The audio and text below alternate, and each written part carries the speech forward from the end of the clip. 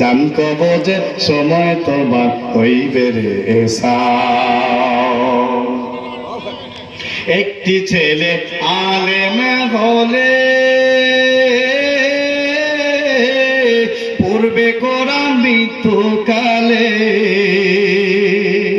একটি ছেলে হাফেজ হলে পূর্বে কোরআন মৃত্যুকালে, ভেগে যাবে মদদ শয়তান, ভেগে যাবে মদদ শয়তান, থাকিবে ঈমান। জান কবজের সময় তোমার হইবে রে এসান, জান কবজের সময় তোমার হইবে রে এসান। কোরআন শিখাও ছেলে মেয়েকে ওহে মুসলমান, জান কবজের সময় তোমার হইবে রে এসান। ঠিক কিনা বলেন? সন্তানদেরকে দিন শিখাতে লাভ বলেন।